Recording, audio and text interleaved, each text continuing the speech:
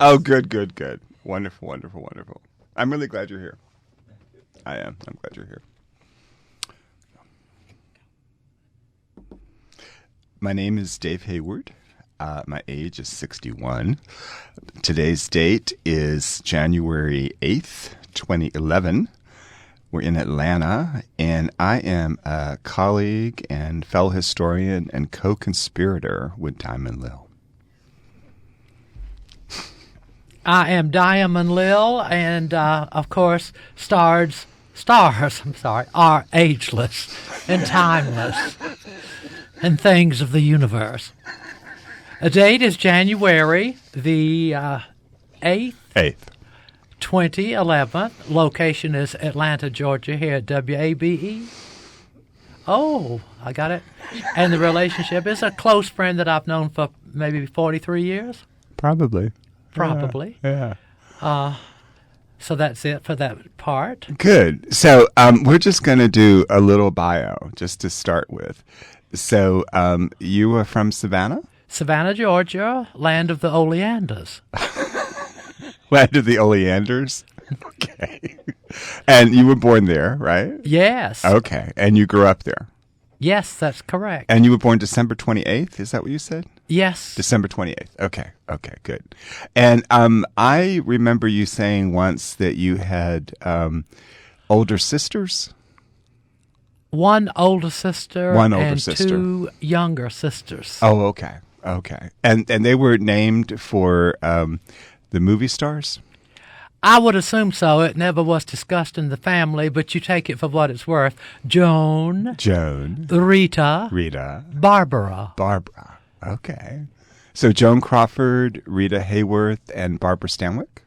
It sounds reasonable to me, but that was never discussed. You know, when they came along or this, that, and the other, no one ever discussed. I think Mother picked out the names primarily. And so perhaps they were related to stars. Was your mom a big movie fan? Beg your pardon? Was she a big movie fan? Just regular, people of that era just, went to a movie here, there, and yonder. Yeah. And, that was before television. Yeah. And so, they'd go to particularly drive-in movies, double features. Okay. Real popular. And take the family. Tell us about your dad. What did your dad do? Well, he was in two services, the Navy and the Army. He got out of one and joined the other. And then during the war, can't say which one, he was a supervisor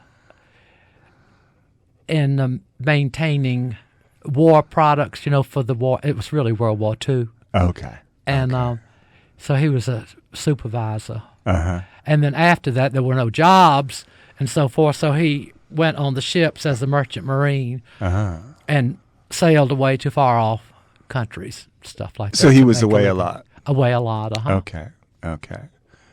And you were the only son? That's it. Although he later got married after Mother passed on, and that I have a one-half brother. We have the same father. Oh, I see. Okay. All right. So tell us, what was it like when you were growing up? Well, it was wonderful. I used to go on the sidewalk and play and be frivolous and giddy and all like all children, and get into Mother's clothes and my older sister's clothes and go on the street and sing songs. In their clothes? In their clothes, and laugh and slap my knees and just carry on, like crazy. It was delightful. And I thought that was, totally normal. Oh, you did? Okay. I did. Okay. And what did your mother and your sisters, did they say anything to you? No, they really didn't. I guess they thought, I was just a kid and, not too much to say. I think they said something like, well, don't dirty my dress up or something like that, perhaps, but other than that, they never said, oh, you can't do that or, anything of that nature. Okay. So did you start like performing on the sidewalk? I'd performed on the sidewalk Okay. to the neighbors across the street and coming up and down in the olden days, it was very popular for neighbors to walk up and down the sidewalks and sit on the porches and all like that. Yeah, yeah, I love the olden days. yeah. Before air conditioning. Oh, yes. Yes, We've yes. got to go before air conditioning. Before air conditioning. Everybody's window was wide open. Yeah, and you were in Savannah, and it was hot. And in Savannah, and it was too darn hot. And it would really get a scorcher. Yes, it would. And you would make it even hotter. Oh, yes. And I was also a radio singer. They had You were? amateur You were on hour, the radio? wholesome WTOC, wholesome amateur hour, and just on a lark, not really encouraged by anybody particularly, but, when you're listening to the radio, it comes on Saturday, then they had the wholesome amateur hour, and different people would get up there, particularly, the kids, and sing. It was primarily singing. And if you played an instrument or something, accordion or a violin or something, then they have a solo like that. But mostly singing. And so I just wandered on in out of the blue, as I've always done in the past and in the present. You just showed up at the radio Just station. showed up at the radio station, just not encouraged or anything, but I knew where it was. And so, you just rang a bell, and they would bus you in and ask what you wanted. And I said, well, I want to be on the Wholesome Amateur Hour. And it was wonderful. There was, no fuss, no muss, nothing. Just walk on in. And they would audition you. Well, what would you like to sing? And, and the lady playing the piano would just start playing and find your key. Oh. And you would just start singing and audition and do a little rehearsal. And then when you came back, you were on the air, live, no recording. I mean, that was it. Now, Live. did you, one of my favorite singers of all time is Doris Day. Did you sing her songs like Sentimental Journey and things like that? Or I probably did. You said Joe Stafford? It's Doris Day. Doris. I probably might have done some Doris Day. And But you like Joe Stafford? oh, yes, I like Joe Stafford. Okay.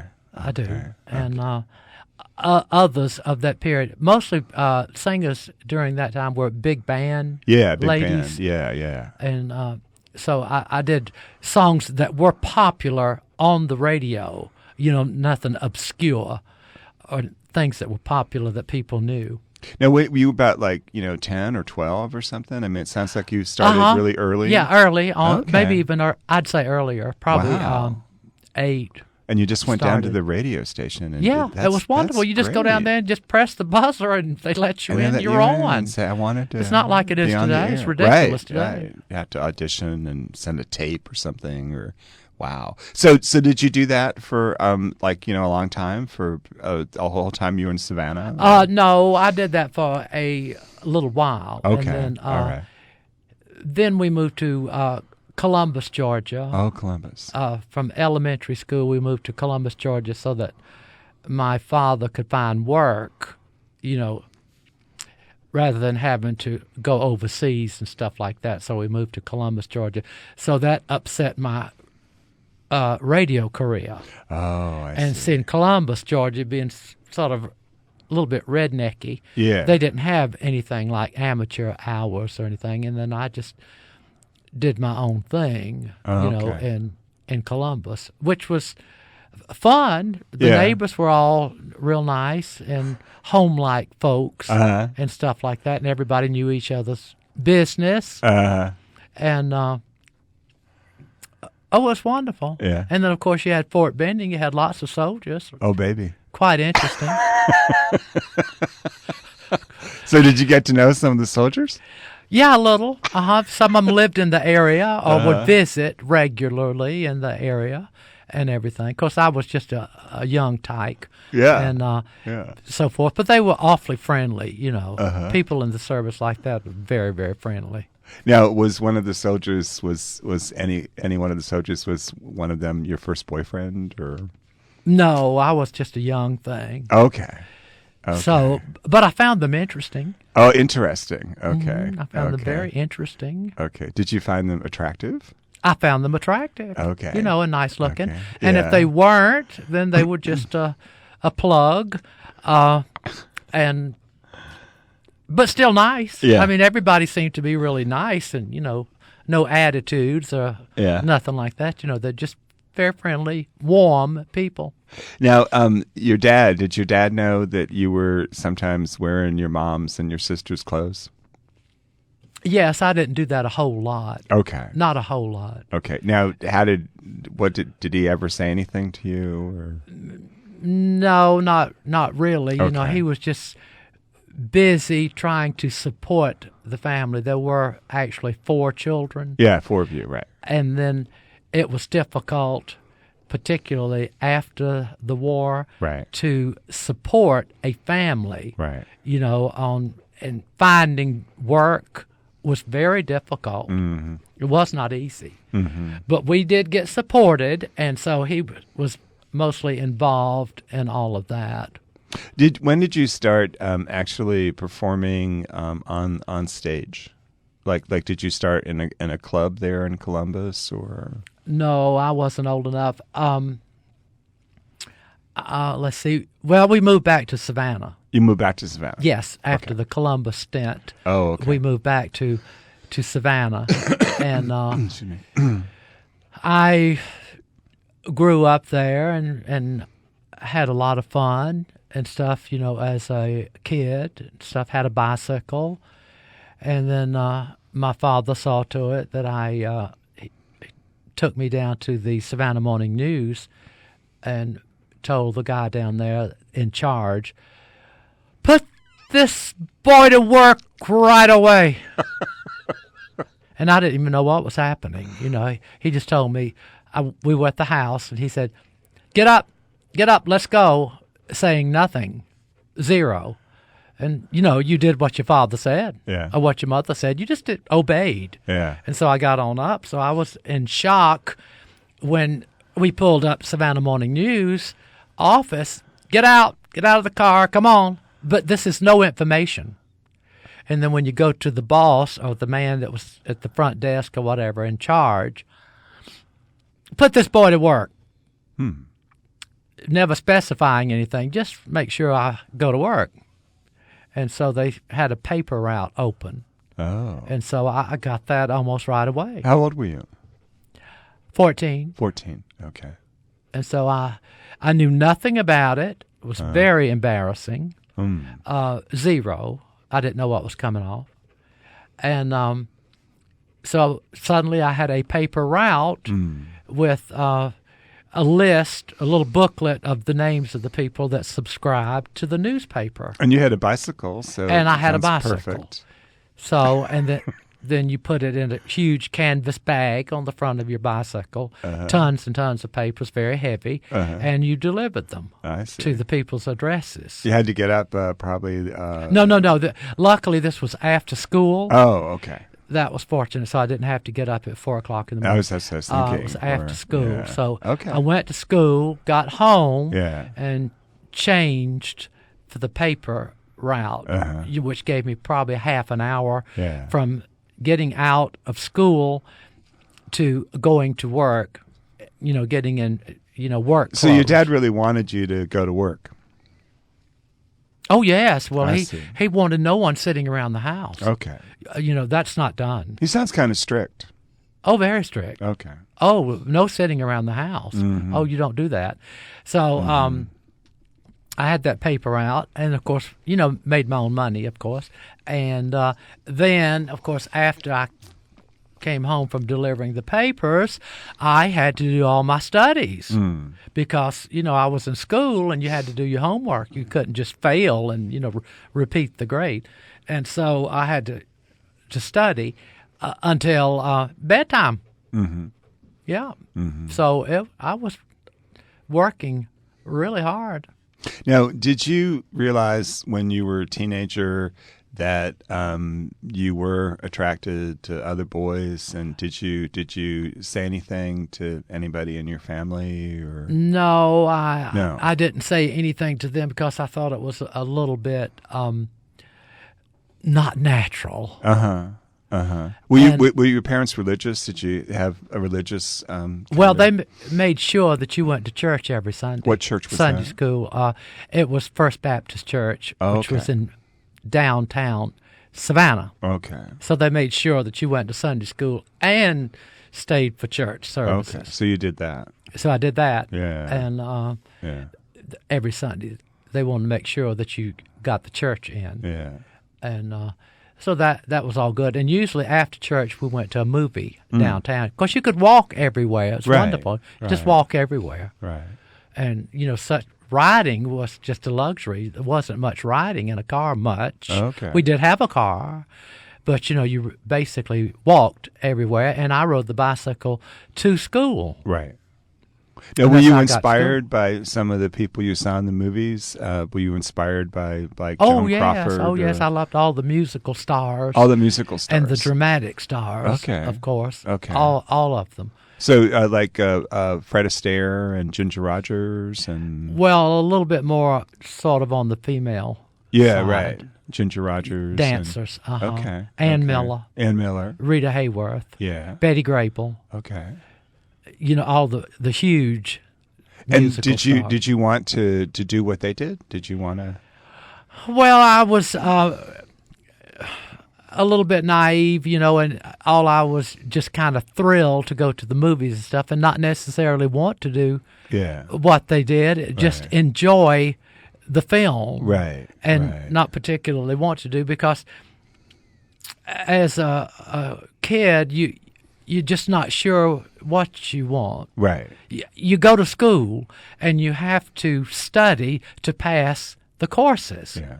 Or else if you fail, then you have to take them over. Not a good thing. You don't want to do that. Yeah. And so you're quite busy. Right. And you don't have much time. Right. Although I began to develop crushes on certain guys that were kind of hotsy. And I thought that was a little bit unnatural. And so I didn't say too much about it, but I did have the crushes. Yeah. And then some would get pretty serious crushes. But I would dismiss it and say, well, this is not a natural thing. This doesn't happen. And so overlook it. Forget it. You've got work to do. Hey, get up, get out, get with it. You got to be tops on the honor roll. You can't be a deadbeat here and a failure.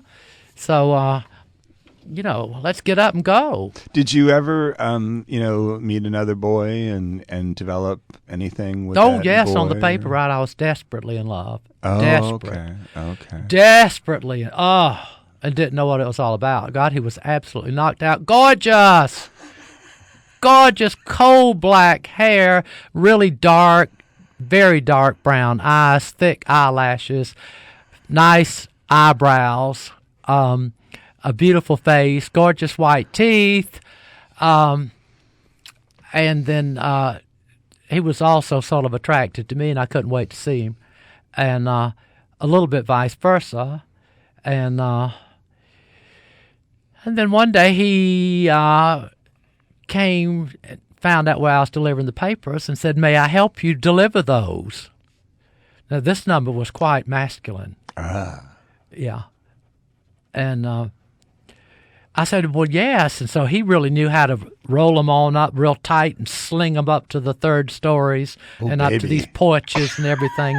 People lived up these, 3 stories high, walk-ups, and in it, downtown Atlanta, which is ancient. Yeah. And so he helped me with all of that. I didn't know what that was about, and but was glad to get help. And, of course, we made a little bit of eyes one another as we ran into each other, because you'd go into this huge layout where the papers were all coming down, and then you'd get your stack and you'd go to your area, wherever area you wanted to, and roll them up or whatever so that you could throw them or this, that, and the other. And he'd go to his area and we'd pass each other and this, that, and the other. And you'd sort of bump into each other. Oh, yes. We would bump in a little bit. Yes. Yes, well, we would do that. Well, let's cut to the chase. Did anything ever happen? Nothing happened. I do remember it was just as we had done this little stuff for a couple of years. Oh, a couple of years. And nothing was really happening, but it was sort of escalating. And I didn't know anything about anything because nothing was talked about. Right, it wasn't talked about then. Nothing was talked about. Zero. Right. Anyway, we were sitting up there waiting for the papers to come out because they came out on these huge roller things, just rolled all down from the ceiling, all these newspapers. And you wait for these to come down. Anyway, we were sitting there waiting, and there was a bunch of we had a fair amount of black paper carriers, too, a fair amount. And they were real campy, because I was, really kind of Nelly a little bit. Nelly. Not too much, but a little. Yeah. And so they liked me because I was campy, and the black paper carriers, they didn't have any hang-ups and could care less. Uh-huh. And so, we would just talk, slap our knees, and sing songs. Together. Rock and roll songs and all. Oh, like Elvis? No, mostly rhythm and blues. Rhythm and blues, okay. Yeah, rhythm and blues. But anyway, one day, the guy's name was Broughton. That's his first name. And I was sitting close to each other, and it was kind of hot. No air conditioning in there. We got real close. Really close. And he had wonderful, full lips, which you never get on a male. Uh-huh. You never get really good lips on a male. Except they just don't have good lips, as a rule of thumb. And we got real close. And the black carriers were seeing this. We were very close. And they said, go on, kiss him, kiss him. Like that, encouraging all this. And I wanted to, and we were like 1 or 2 inches apart. Uh-huh. And I really wanted to, but I said, that's unnatural. What am I going to do? And all these people, were just clapping. Oh, because, well, the black carriers, like I said earlier, didn't have any hang-ups particularly, and they were probably from very poor families generally. Well, we weren't so rich, me having to work and everything. Yeah. So I wish I had of now. Really? Because but you didn't. They looked so inviting. Okay. And I had nothing to lose. They were encouraging it. They would have loved it. Yeah. And then we probably would have rolled all over on got into all the newspapers carrying down. Well, did anything happen between you and Broughton later? No, it just went on. It just faded out. I began to call him. It was awful. Oh, you I did? began to call him. Oh, you did? And, oh, no. And well, when did you come out, Lil? When did you actually come out? Oh, way after high school. Way after high school. Yeah. Okay. So you graduated from high school, and then I graduated from high school. And then you started working, or? I was number 2 on the honor roll. Unfortunately. Oh, excellent! Your dad must have been ecstatic.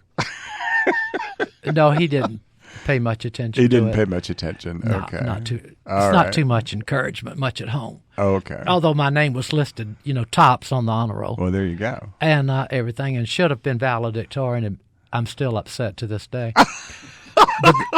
The girl that got it failed the history course, failed it completely. Now, just couldn't get the history course, just couldn't get it. So she was a failure. So the teacher gave her 85 on the report card, which jacked her right on up. Okay. And see, my average, although I passed it really well, I got like a 98 in history or whatever. They graded them by numbers. I like numbers. Yeah. 70, 80, 98, 91, Yeah. And anyway, she failed it, so the teacher just gave her an 85. And then I averaged up everything, and I went down to the principal's office to see what was on the principal's desk. Of course, he wasn't really in the office. And so I saw the average, and it was like her, Angela, she had like a 94.5, and I had like a 94.4. Oh, no. Isn't that awful? One decimal. And so, oh, my God. I said, and see, she had just been given that 85 of the history teacher. Just because the history teacher liked her. Yeah, there you go. And I was real upset about it, and I think I talked to the principal. I can't remember exactly, that about this thing. Well, there was nothing he could do. The teacher is the one that hands the grades out and stuff. And then I went to another teacher and asked her to up my grade a little bit more, and she upped it as much as she could to like 99, and said, I said, can't you go 100? And that would put me as valedictorian. That would put you, but she was the valedictorian. But she said, no, I just can't, put 100 on there. So after high school and everything, what did you do after high school? Oh, my father was wonderful. You would love my father. He ordered me to come in early, graduation night, where everybody, always stays out to see the sunrise. Well, I couldn't do all that. And so I had to hook up with somebody who had a car and tell them that I had to be home at a certain hour, which was probably midnight or something. Went to the graduation dance and this, that, and the other. And had to be home at probably midnight. No hanging out. And so they brought me home. I think it was two couples. I had my date, and the person driving the car had their date, and they got me on home. Well, the next morning, my father took it upon himself to get over my bed with a big pot, and a ladle, and began to just beat on the pot. Get up, nobody's laying up on me. And I thought, I'd never heard of such a thing. Of course, I was only 18 years old, but still not hearing of anything. Yeah. And get up, just beating the ladle on this large cooking pot. And then what did he tell you to do? Get out and get a job. You have 7 days, or your valise will be on the sidewalk. Oh. Well, I didn't even have a valise. So anyway, I had to and it was like 6 o'clock in the morning. And I had just graduated. It was graduation dance. I know, the day after. And I thought, that I could rest for a week or two. Yeah. And I had given up the paper route, of course. Oh, now, he would not let me give it up early, like some other people, give it up a few months earlier to rest up and all because of graduation and this, that, and the other. He said, no, you will keep on working. And so, but after I graduated now, I could give it up because I had to go to work full-time, no more part-time stuff. No more part-time. No. So did you get a job 7 days, in 7 days? And then the thing that was so good about it, he would count the days down. Right, of now, course. there's no employment there. It's like it is today. Yeah. No employment. Right. Hello? No employment. If I were to go out today, there wouldn't be anything for me today. Right. Well, not to be too negative, but the truth will set you free. But what happened? So what happened? He would count the days down. Okay. And I would get more and more nervous because I'd go to all these different places and look in the newspaper. Of course, in Savannah, there's nothing in the newspaper, nothing, no jobs. It's a small town. And employment office, and nothing there, of course. And so after about the third day countdown, he said, I told you to get a job, and you've only got 3 days. And put me on the spot. And I said, well, there's nothing out there to get. And he said, you will get a job or your valise will be on the street in 3 days.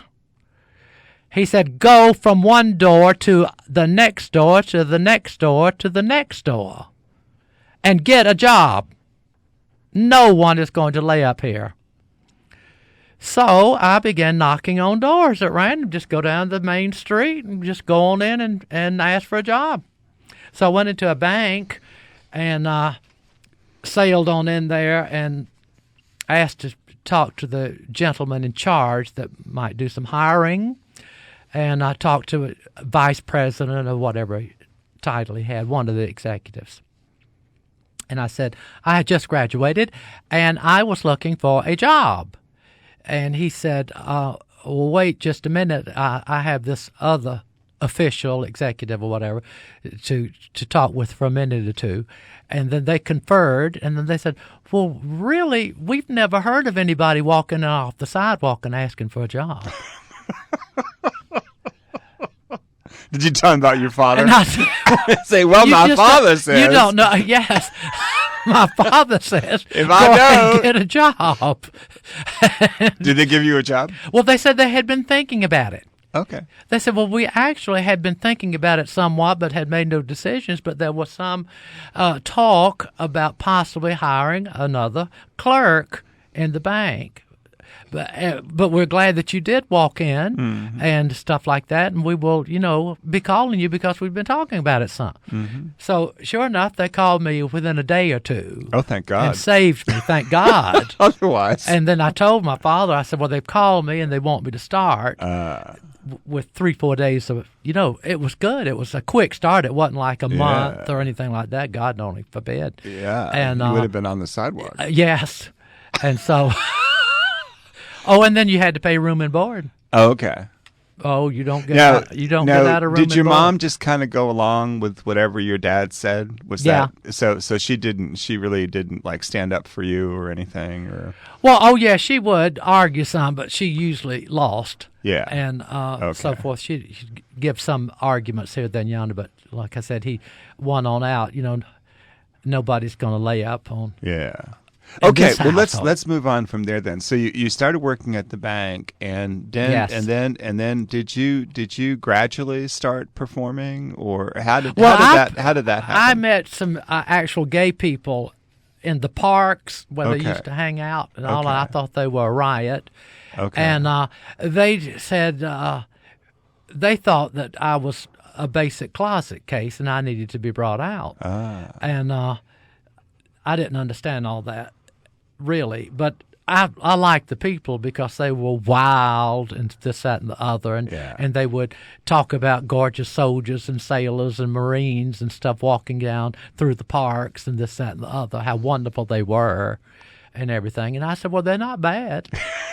And but I don't know what I'll do with them. I said, So you had never really done anything with anybody? No, I had done nothing with no one, and not even with Broughton. Lord. I know. So I missed the romance of the world. What was the name of the boy that helped you with the papers for a couple years?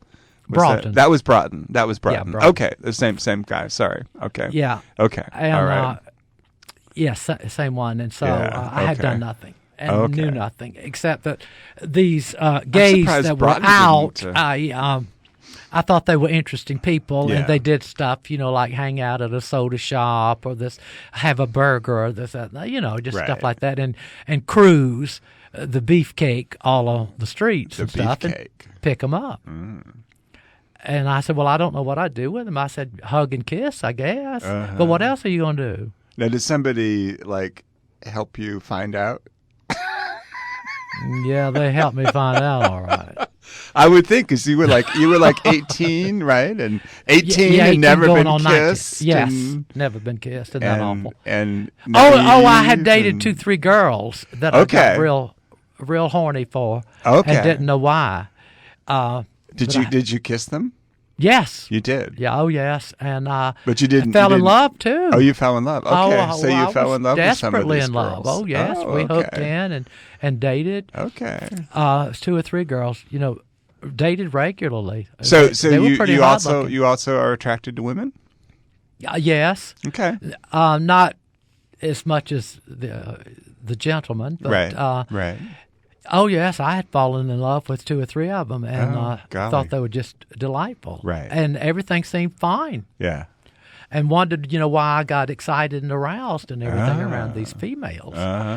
But nothing was ever really sad. Okay. Yeah. Yeah, it was a whole other. Nothing's discussed. That's time. before sex was out in the. So then, from hanging out in the parks and being around these people, did you finally connect with another man? Finally, I hung out with that and went around with a couple of gays and all that. They had a car, and we'd go out. And there was one guy that later became my lover. That was quite handsome. What was his name? Johnny Ambrose. Johnny Ambrose. And so much later, we became involved, but we were sort of involved a little bit, and he was primarily heterosexual, but liked to hang out with gays and with regular guys. Okay. So he was not sure about things either. I see. And So that was your first relationship?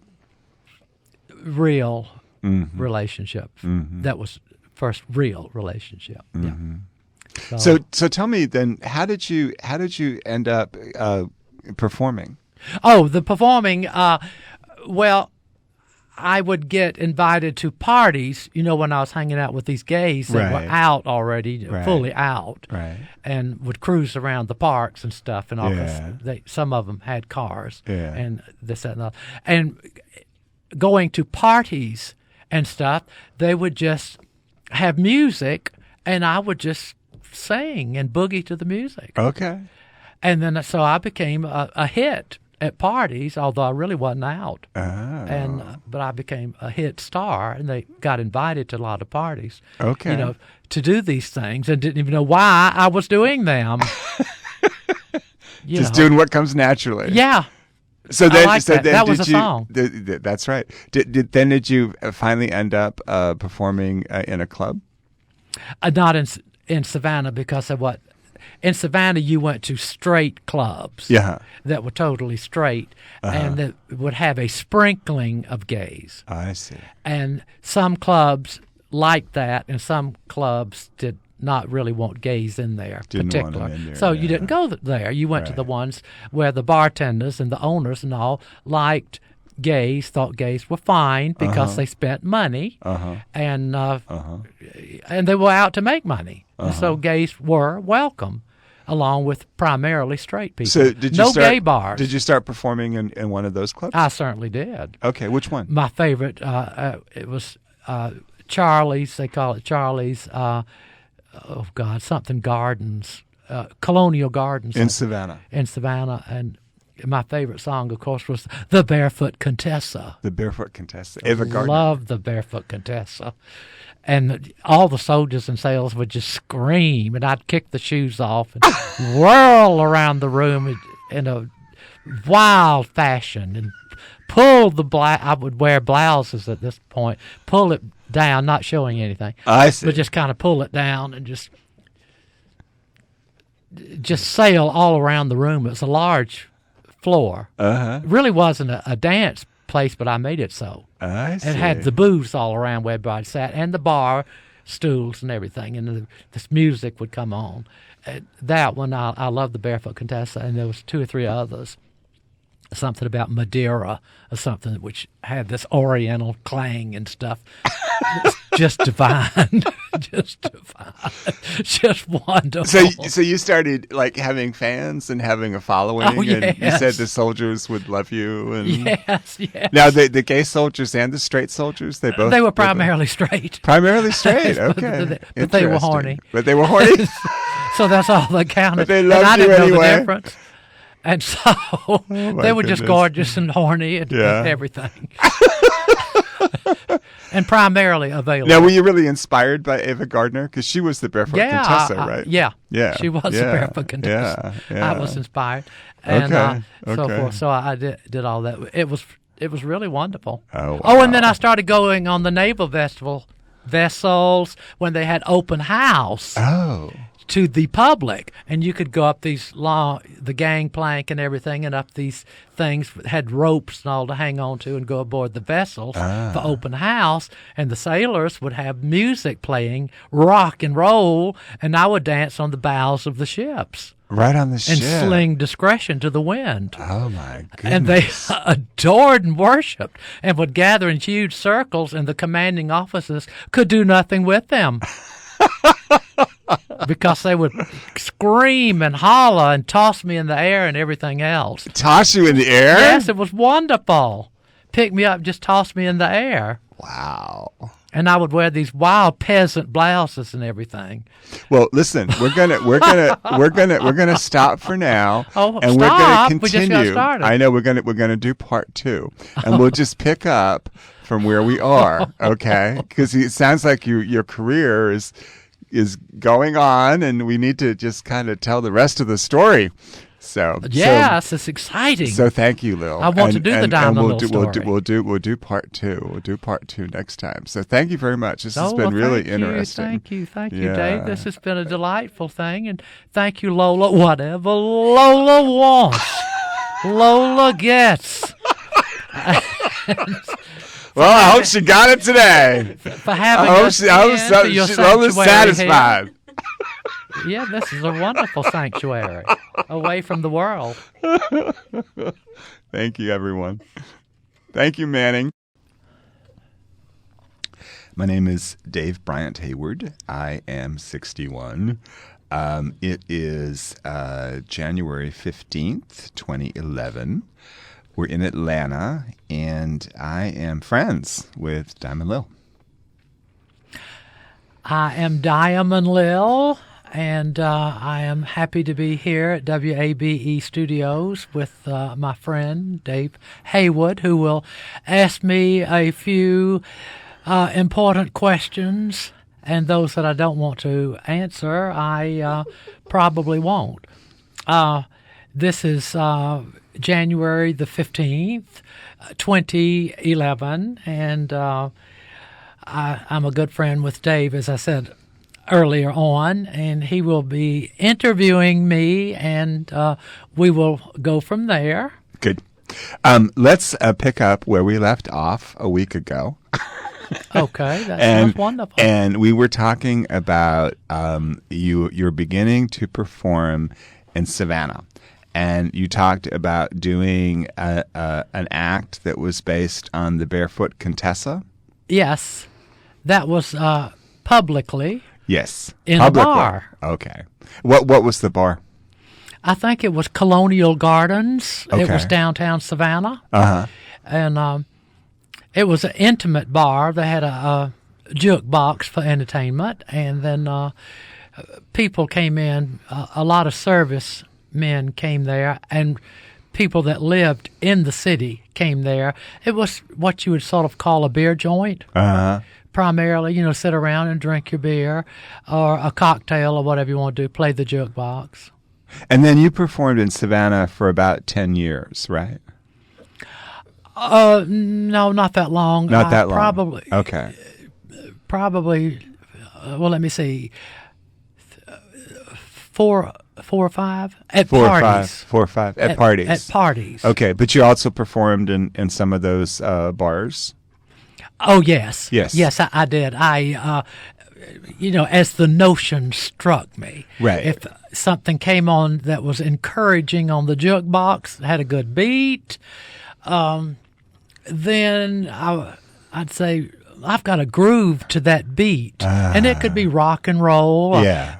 Another one that I liked was We Wear Short Shorts. Oh, yes. Had a real good beat. And I did wear short shorts. Uh-huh.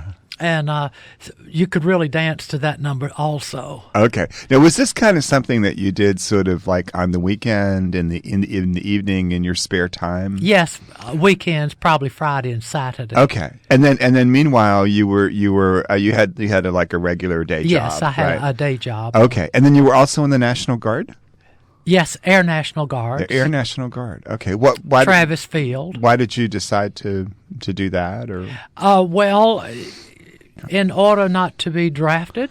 Oh, okay. Because, right. You could be drafted easily enough into right. active service. Right. And so friends of mine and everything like that said it might be good to just join the Air National Guard, and then you'll meet 2-3 times during the month at a meeting, and you'll get a little paycheck for that. Oh, okay. Yes. Okay. And then even though it always seemed inconvenient and relatively boring, still you could look at it as, well, I'm getting a little paycheck for this, so it's not all that bad. Right. And then I'm staying out of being drafted. Right. And were you eventually discharged? Yes. Okay. Okay. For being gay or?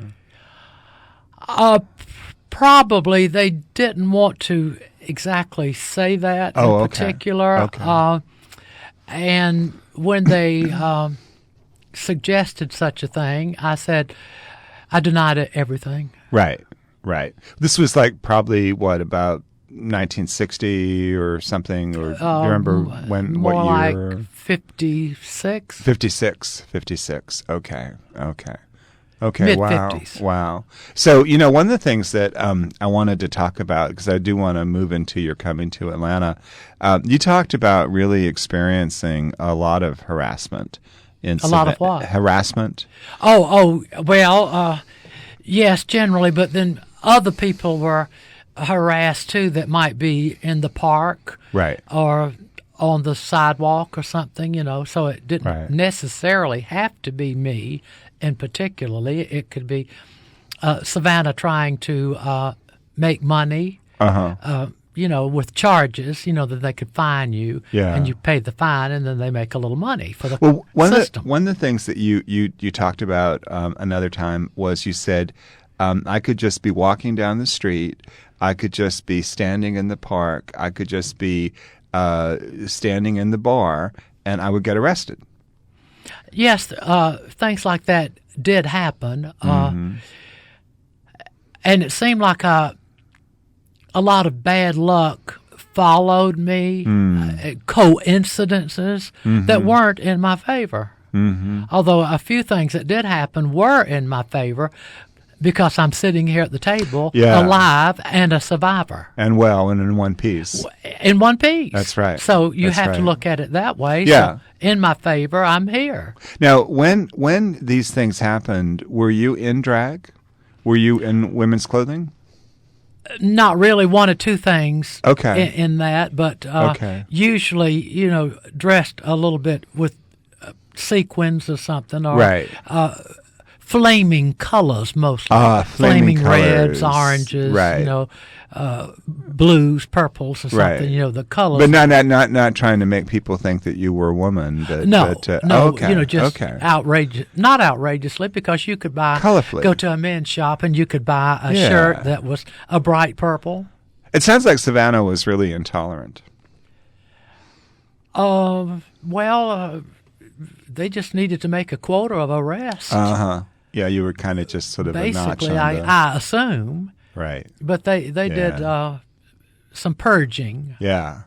So anyway, I just kind of tried to establish the backdrop. So all this was going on at the same time you continued to perform.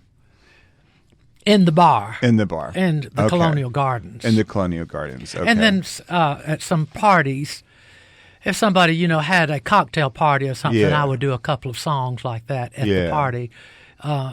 They would always ask me to do a couple of songs to entertain. And you started having a following, fans, and I did, and everything. And at the time, you didn't perform as Diamond Lil, right? No, I did not. Okay.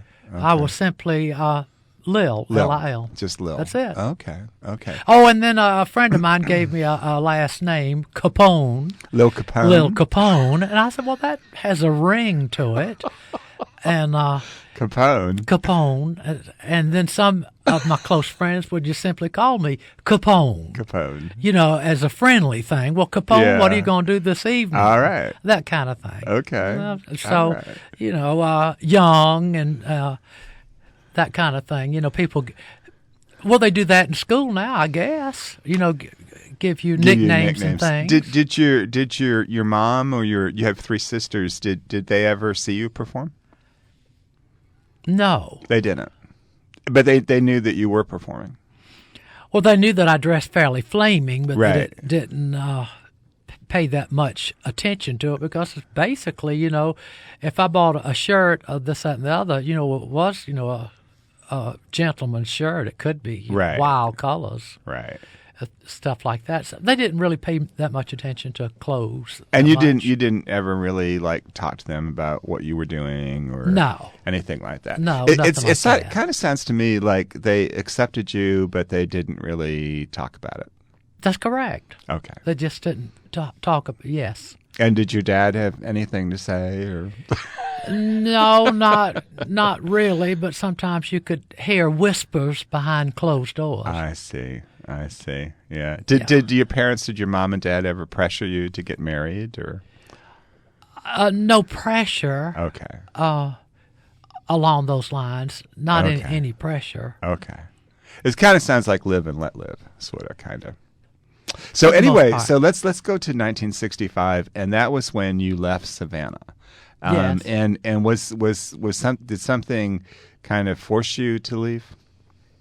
Oh, well, yes. I had met this gay person that was pulling tickets at one of the big theaters. And we sort of hooked up.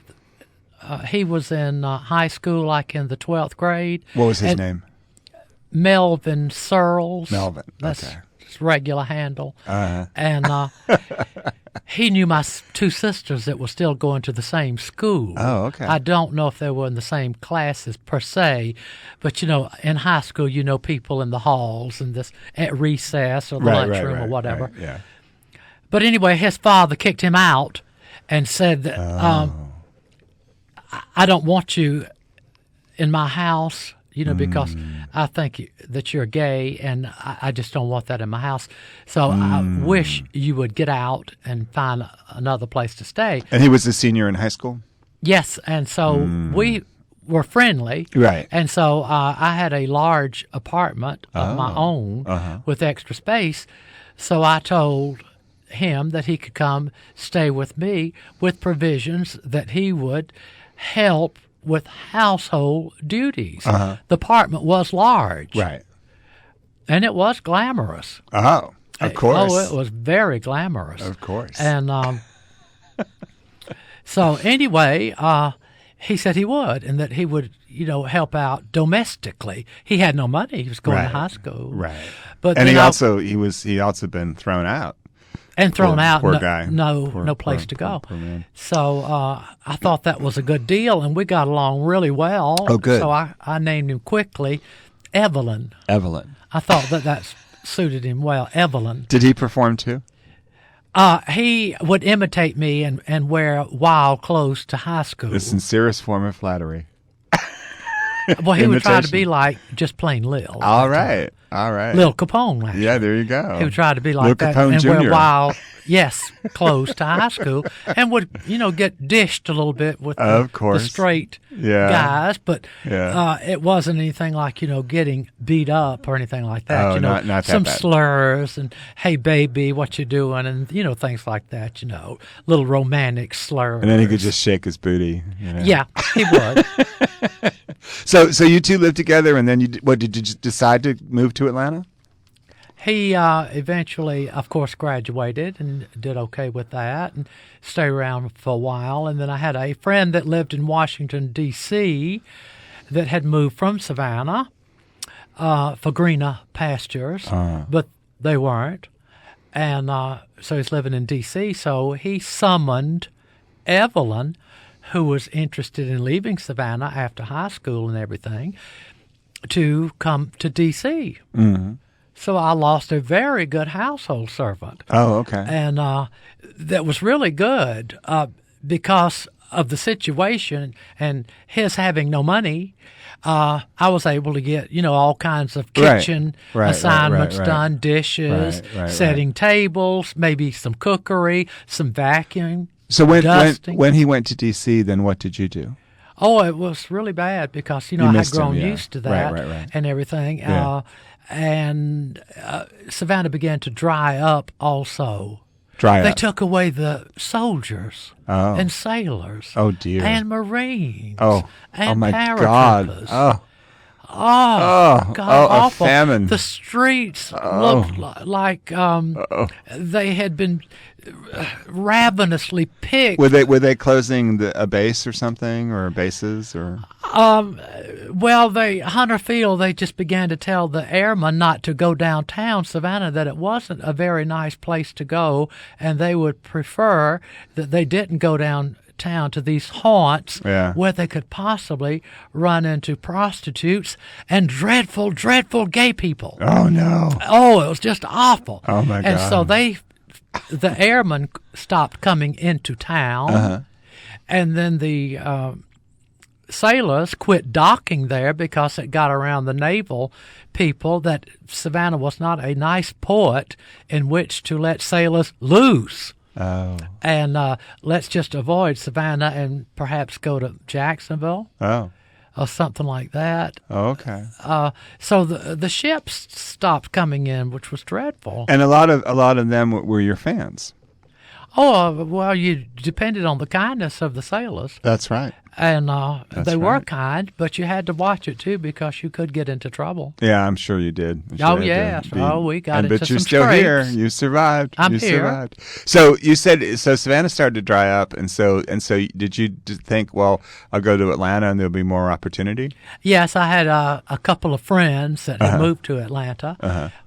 And then Evelyn and I coming home one night from a movie, we both got arrested for loitering, but we were going to my apartment, which I told the cops. I said, well, I just live right there. It's only a half of a block on Jones Street, and we're going home from the movie. Of course, we were both dressed a little flamboyant, and mostly me, and Evelyn somewhat, but me mostly.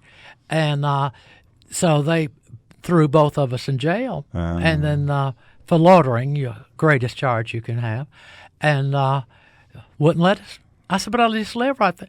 That didn't matter. Right. So the next morning went to court, and the judge, it looked like the judge was going to send me up the creek. Because, see, Evelyn was maybe about 18-ish. Right. And I would have been more like early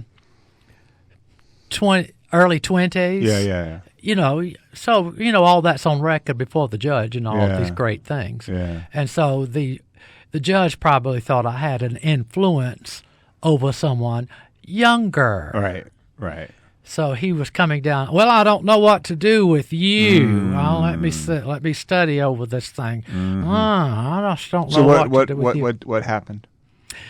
I told him, I said, well, if you will just let me go, I said, I will leave the city just as soon as I can get packed up and make arrangements to leave the city of Savannah. And so, because he had already said, if I see you again, he had already said that a little earlier, I won't be quite so lenient. So it was kind of a threat, like, you would be going to jail to stay for a while. That's definitely a threat, yeah. Not good. Right. And so I just made that promise, and he said, all right. He said, leave town and do not let me see you again. Wow. So I went home and began to make arrangements to move to Atlanta. Wow. That's how all that worked out. Now, did that make you angry? No, I was ready to leave anyway. You're ready to leave anyway. All the seafood had left town, and the airmen didn't come into town. They began going to shopping centers way in the suburbs, not coming into downtown Savannah, which I liked the downtown. I didn't like the suburbs and the shopping centers and all that stuff. It was not good. I like the parks and the benches and all that. I just wondered, when something like that happens, if that made you political in some way, or you thought this is injustice. I'm being persecuted just for who I am. I don't know if you had any of those thoughts, or. I did have some of those thoughts, but I didn't let those particularly bother me. I just let it circumstantial. This is what has happened. Right. Deal. Right. And of course, being young enough, I said, just deal with what's happened. You don't want to stay here anyway. There's just no more dates. Right. The city has dried up. Right. It was sort of like time to go. Yes. Anyway, and it was kind of a so it was working in my favor. It's really time to go anyhow. Anyway, this is boosting you on out of a dreary city where there's just no more dates anymore because all the service guys have gone, and the locals really didn't come downtown much. Yeah, it doesn't sound like there were very many people at your performances even. Yeah. Well, that dried up. Yeah, that so dried doing up. the barefoot contessa and all just faded away. Yeah. So you knew people in Atlanta, and so you came here in 1965. Yes. Okay. And then I had some friends here that I hung out with. Now it also said that you came to Atlanta with a partner. with your boyfriend or? No, I did not. I came alone. You didn't. Okay. And okay. The boyfriend was the one that got me really kicked out of the Air National Guards because he had joined the Navy and was stationed in Hawaii, and I did not. I wrote him letters here, there, and yonder, and sent him glamour photographs because I had a penchant to go down to studios and be photographed, thinking I was a big movie star. So I would dress up and which you've seen some of the earlier photographs. And now, did you emulate anybody in particular? Did you try to look like Joan Crawford? No. I just wanted to look like Lil. Just like a movie star, like Lil, right? Like Lil, but be my own person. Of course, good. Absolutely. Yeah, be my own person. Absolutely, right, and so I've seen those glamour photos. They're beautiful. Oh, well, they're to die for. Beautiful. And so anyway, I would go to the different studios here, there, and yonder, and have some portraits done. So you sent those to him? So I sent a couple of them to him. You know, he was in the Navy in Hawaii, and I would write him something and send him a photograph, you know, maybe a 3x5 or a snapshot size, not a huge. Although I think I at one time did send him an 8x10 in color. But something happened as a result, like. Well, he was running around with some gays, which I didn't know, and the gays were a little bit flaming in Hawaii, and so he got. In a purge or whatever they might call it through the service. And so there was a sort of a crackdown, and some of the gays were getting out undesirable discharge, including him, because he was a hanger-on and just loved to be in with the party. Yeah. You know. But it ended up getting you in trouble? Oh, well, yes. Well, of course, like everybody else all my life, he has to babble everything he knows to the authorities. So he told instead of keeping your trap shut. About you? Well, yes. When they found my letters, they said, well, who is this Lil? I always sign them, Love Lil. Well, doesn't that sound like a woman to you? Yeah. And then a photograph that looks exactly like a movie star, glamour. Right. And, oh, well, that's drag and all this stuff, you know, bringing all that. Oh, that's not a woman, you know, all of this crazy stuff instead of say, well, that's my girlfriend, so what? Yeah. Forget it. Yeah. You know, how would they know the difference? Yeah, they wouldn't. Well, they wouldn't. And so he babbled all that. And so all of that came back from Hawaii all the way to Savannah, all the way to the Air National Guards, so that I had to go before, I guess his name was Hockenberry. I think he was a captain, so I was called in before him. And, my dear, they had blown those photographs up to, like, poster size, 16 by 20, they pulled them out. And I thought, God, well, Miss Crawford, I said, how important can you be? Hey, you were ready for your close-up. Huge portrait. And then I just almost fell off the seat. They put those in the courtroom? Or? Well, in the interrogation room, like we're talking here. And, well, who is this? I said, well, that's me. Well, why do you do like that? I said, well, it's Halloween. There you go. You know, I said, everybody dresses up on Halloween. That's right. Don't you? Uh-huh. And I was a little bit snippy. And I think that's an excellent response. I did too. I think that's very resourceful. And he'd ask these leading questions and all, and I would say, well, no, it's Halloween. And everybody dresses up Halloween. I just happened to put on a little makeup and a dress. But they discharged you. Oh, yes. Okay. So well, so-and-so said, and so-and-so signed a statement. And then this one said that, and that one said this. And I said, I don't care what they said. I'm saying this. Yeah. I am not gay. That's it. Right. And I dress up on Halloween. That's it. Yeah. But they dishonorably discharged you. Undesirable. Undesirable. I see. Undesirable is ever so much nicer than now. Dishonorable. Did that piss you off? Yes. The thing that pissed me off worse was people that have to continuously blab. Mm-hmm. You know, keep your trap shut. Yeah. Why say anything to them? All they want to do is get you in trouble and hang you. Yeah.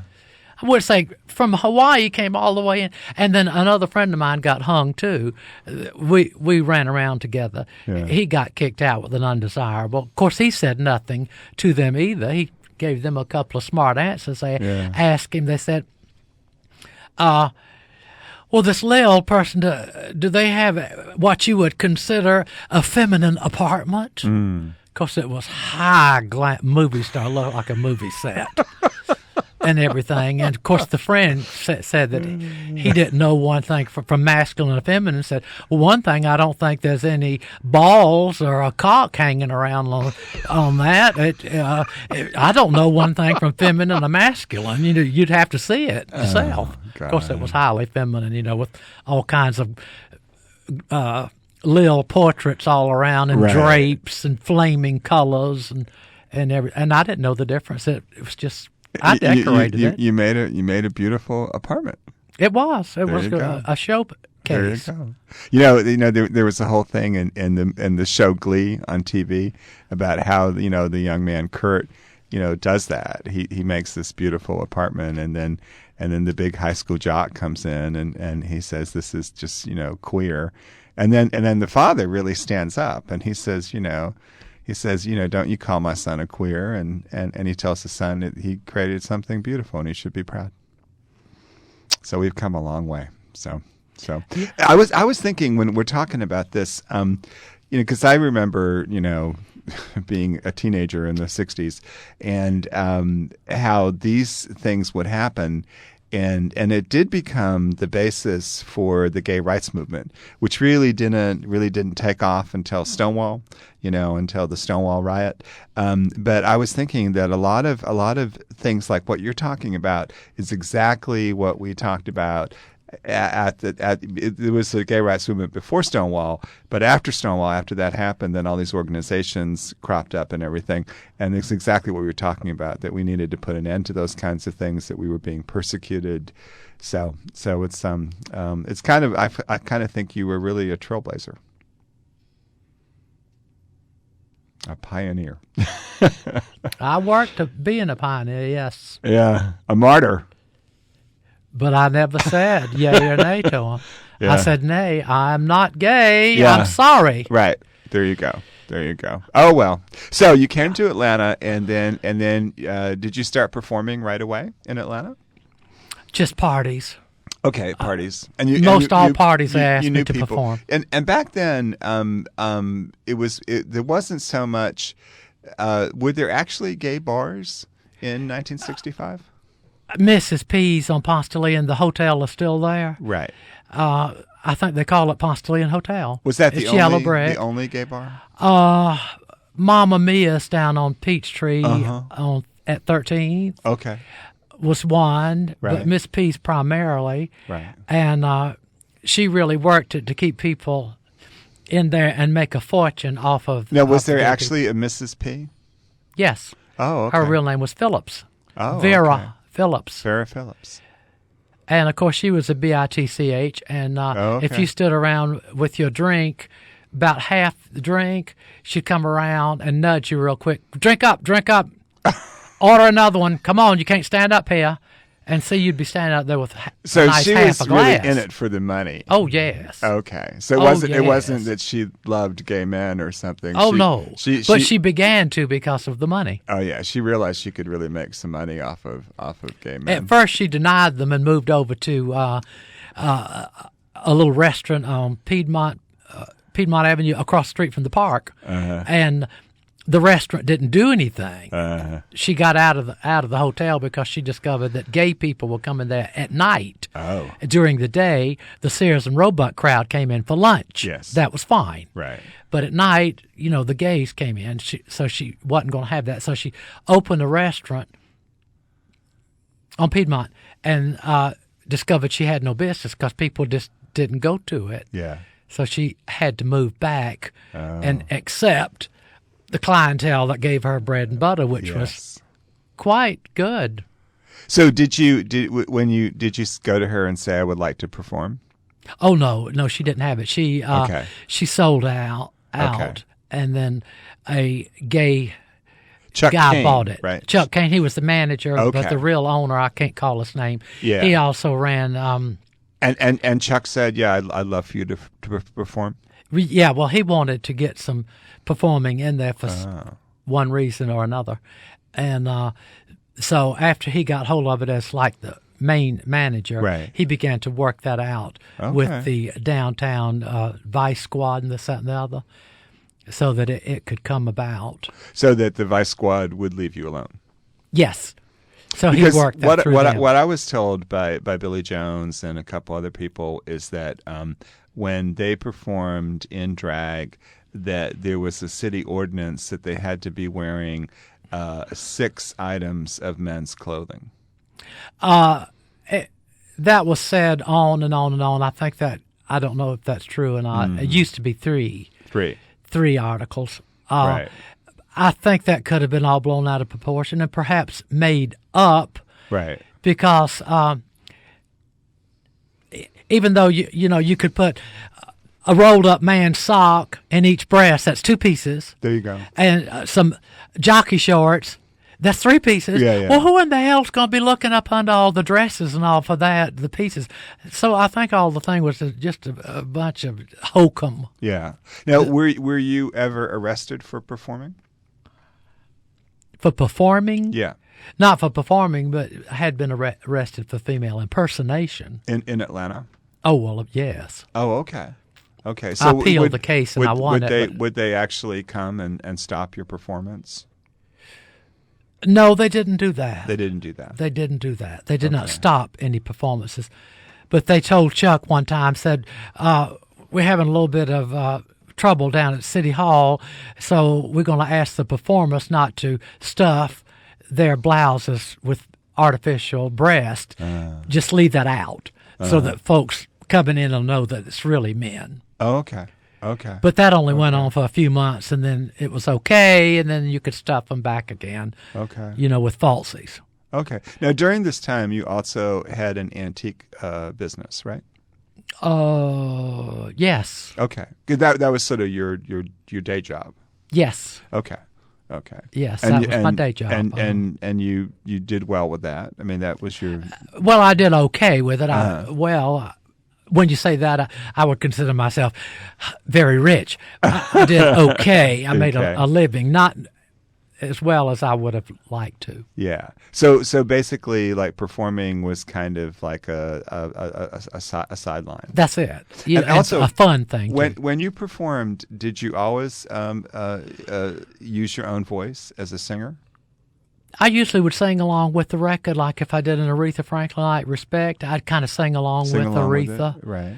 And other songs that I did, I would kind of sing along with them. Really not knowing that you could sing on your own because there was no opportunity. So when did you start singing on your own? Around 1970-ish. 1970. It just... The notion came to me, why not try to get a band? And I don't know where in that came 1970, you started performing at the Sweet Gum Hit? Or around that time? Around that time. That time, yeah. And in 1970, I worked at the Club Centaur, Peachtree and 11th with the band. Okay. Which was, the band was fully hippie band. All 4 guys had hair past their shoulders. Were they gay? No. Okay. But all 4 of them were straight. They were your backup band. Did they? Yes. Did they have a name? Did they call themselves something or? Converse All Stars. Converse All Stars. It's on my 45 record.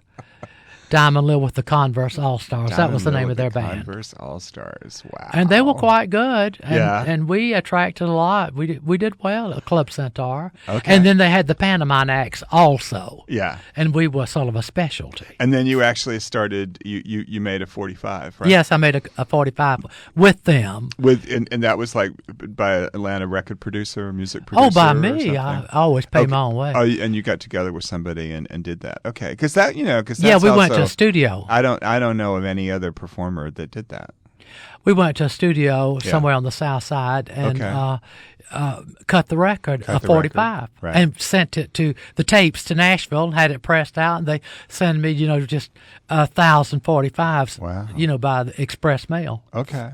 And then, It was did wonderful. it start getting played on the radio? Oh no, No. because you have to be in with the syndicate and all Yeah, that stuff. yeah. But they were on the jukeboxes all over On the town. jukeboxes all over town. And were played everywhere you went. Great. You know, because I got them on the jukebox. That's when people would put your record on the jukebox. In the jukebox, You know, yeah. because Yeah. they knew you, and they said, Right. "Oh yeah, well we'll put that on the jukebox for you." Right. And they were played everywhere. And then, so that really made you well known. Yes. So It's everyone wonderful. knew Diamond Lil. Yes. Yeah. Now, also, what I wanted to ask you before I forget is, I was thinking at the time in 1972, they had this committee on gay education, this gay student group at the University of Georgia, and they would yeah. they were really being persecuted and harassed, and to the point where the guy who was the head of it, Bill Green, actually had to leave school because of death threats. And I remember that you were performing, that you would go to Athens and you would do benefits. Yes. Yeah. Yes. So now, was that something that you wanted to say, I want to show my support, or this has happened to me, it's not right for it to happen to you, or do you have any thoughts about that? Or Well, I was invited to come up to perform Right. because they were having these events going on, Right. and so forth. So I'd get a call. We would like you to come to perform as a benefit thing. While we're having these meetings and Right. whatever. I wasn't really quite that political, right. really. Right, but you were aware of the Gay Liberation Yes, Front. I was and, aware of all- and so all forth of and that. all that. Yeah, But I had so many other irons in the fire. Yeah. Until I just basically never took the politics on. right. But it was really important that that you did that you lent your presence and you showed up, and I mean that helped them. They needed money. They Yes, needed yes, visibility. They needed support. So And people wow. still come to me, even today, telling me about those performances, if you can believe that. in Athens. Uh-huh. Great. Oh, I remember this, that, and the other. I heard the band playing. I was in my dormitory. I heard all this rock and roll music. I came down to see what was going on, and there you were with this big band performing. Happens today. Can you believe that? I can absolutely believe it. I can. It's impossible. Totally believe These that. people are still around. Yeah, that's great. Been years and years and Great. years. Well, and it years. shows that you had an impact. You made a difference, a positive difference. Oh, yes. Very positive at that time, yes. Well, we're going to have to continue the conversation. I just we need to sort of wrap up for now. But anything you want to say about those early days, about the 70s? Because it sounds like then you started really kind of coming into your own as a performer. Yes. And you started writing your own songs. In the late 70s, I started 70s. writing my own songs, Yeah. and that just came out of the blue. And singing in your own voice. Yeah. Well, in 1970, with them, the Converse All-Stars, Right. it was all me live on stage. Wow. And I've got all those pictures, That's with great. the band. Yeah. And they had the long black, all of them had black hair. Yeah. And great pictures, Yeah. color. Yeah. And so I have those around. And then because then you started you did a record. You said you did a couple of 45s. And then you did a later whole on I record. did the Love Generator, which came out around 1981, maybe. 81. Yeah. It was a long time in coming out. Okay. There was always things that intervened, Yeah. that sidetracked Yeah. you. Yeah. I was always sidetracked. Well, also when we continue, we'll have to talk about the influence you had upon people, because one of the things that I read, was RuPaul, who's all that in New York now and all over, was a local Atlanta performer, and he talks about how he was really influenced by you. Oh, he was. Yeah. And did you know him? Casually. Just right. very casually. Right. But other people talk about that you really made a big impact upon them and influenced them in terms of, being musicians and performing. And Jane County is another person. Yes. And In fact, I almost launched her career. Oh. Not because of talking like this, but because they would see me and get their own ideas and make a decision. I'm going to do so-and-so. And Lily White, the same. In fact, when they started, they even stole my word, which was Grease, and became the Grease Sisters. And then John Travolta stole the word and made a movie. Yeah. which you can't copyright a word. But if you'll notice, all my Great Speckled Bird articles, they have the word grease in them. Yeah. Yeah. I was reading about how there was Andy Warhol superstar who Bette Midler took a lot of her inspiration from this Andy Warhol suit. So it happens all over. See. So, Well, we'll do part 3. Oh, yes.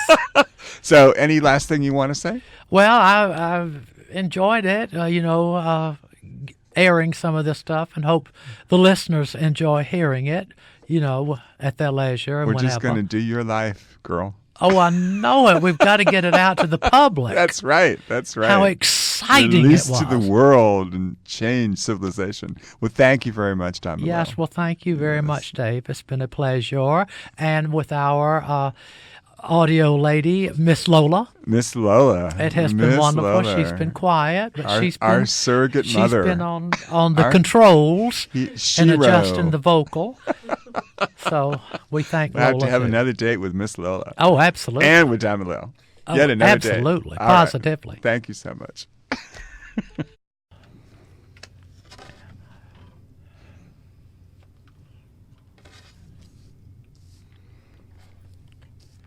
I am Dave Hayward. I am 61 years old. Today is January 27th, 2011. I'm in Atlanta. And Lil and I are friends and co-conspirators and partners in crime.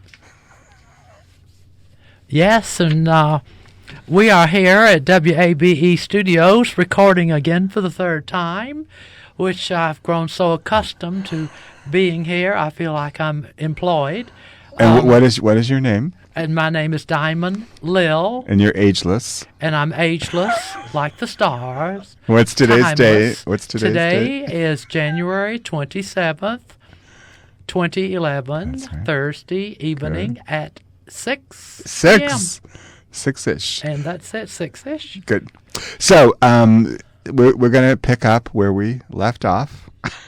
And what I was wondering about that we didn't talk about was when you came to Atlanta in 1965, what was Atlanta like? How would you describe it? Oh, it was very small, larger than Savannah, about twice as large as Savannah, Georgia, which is where I am from. Yes. And but still quaint and old apartment buildings, little stores on Peachtree and 10th, little shops, you could walk up and down, and they had drugstores, 2 movie houses, one on each side, delicatessens, a little pizza parlor or so, and you could just shop there, and you could also park on Peachtree or 10th. They had parking meters, so if you wanted to come in and shop, you could always really find a spot to park.